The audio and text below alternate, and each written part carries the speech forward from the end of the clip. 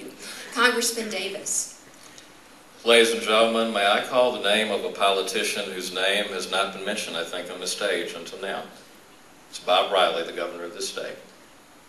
He and I don't agree on everything, but all of us on this stage would do very well to look at his example. He has taken some difficult stands. He has shown genuine political courage. Courage is when you turn to your base and you say you're not always right, even though it may cost me politically to tell you that. He's shown enormous decency. And in the 7th year of his tenure, there has not been a single day when his honesty and his integrity and his character have fallen into question. God would bless each of us on this stage to have it said of us after 7 years. And now let me talk about leadership for a moment. It's very easy to invoke the term leadership. Let me tell you what it is. Leadership is being able to look off in the distance and say that that horizon that appears so far from now, it's really not so far away after all. Leadership is the ability to say, it may seem that it will be a while before we build the education system we need. It may seem that it will be a while before we build the economic development climate that we need. It may seem that it will be a while before we tear down the walls that separate us. It may seem that it will be a while, but leadership says it is not so far off. And these things that we dream about as a state can happen not at some distant point called someday, but right now. Ladies and gentlemen, I'm running for governor. My wife Tara and I are offering ourselves to the state because I know how to lead. I know how to bring people together. I've done it in representing a congressional district that was one of the most divided in this state. I know how to say to my own side, you're wrong sometimes. I know how to say to the establishment on my own side, I won't always toe your line. And, ladies and gentlemen, I know how to sell this state. I've lived the American dream. I have been blessed to come from the west end of Montgomery to the U.S. Congress and now to a chance to be your governor because God blessed me and lifted my wings, but also because I live in a very good state. I know how to say to the children of this state, you can be and you can do. Look at me. I know how to say to people of different political persuasions, come let us reason together. We disagree on some things in this room. But take off your hat as businessmen for 1 second as I close. Put on your hat as people who've already made the most important decision of your life, and that was to stay in Alabama. What kind of state do you want? What can we be together? Ladies and gentlemen, I want to be your governor. Thank you, Congressman. Mr. Byrne. Thank you. I want to thank BCA, not just for today, but for the partnership you and I have had over the last 15 years to bring true conservative reform to our state.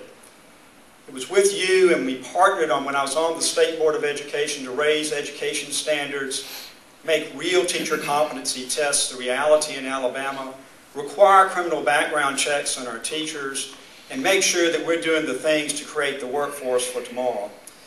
It was in partnership with you when I was in the state Senate that I didn't pass bills, but I stood up with you to block bills that were aimed at the heart of business and industry in this state that would have harmed our economy. It was in partnership with you that we built a world-class workforce development system and our 2-year college system. And it was in partnership with you that we beat back not 1, but 8 attempts by AEA to block the reforms that we put in our 2-year college system. I'm proud of that partnership with you. And that partnership will mean great things for our state, I believe, in years to come.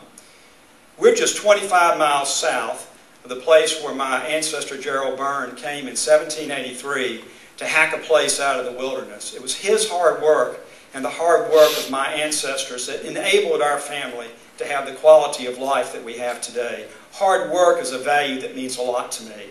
My grandfather was the sheriff across the bay in Mobile County, a reformed sheriff in the 1920s against a corrupt ring in that town that controlled everything, and he had to stand up against it and take on great odds, and he won. And that value of personal and public integrity is something that's important to me.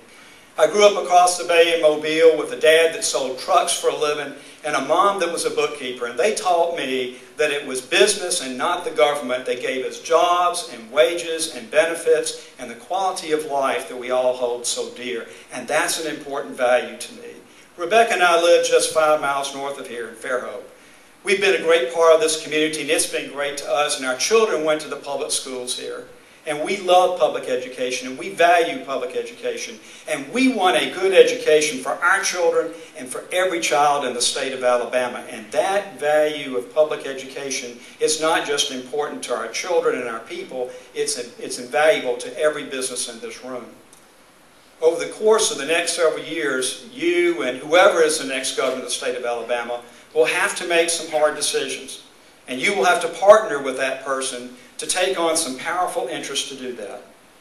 I'm looking forward to partnering with you as we do that, because I believe that we have great days ahead of us in Alabama, that we can be on the cutting edge of the recovery.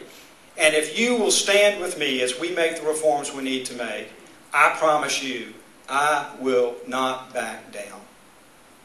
Thank you. And Dr. Bentley. Well, I'm the last one.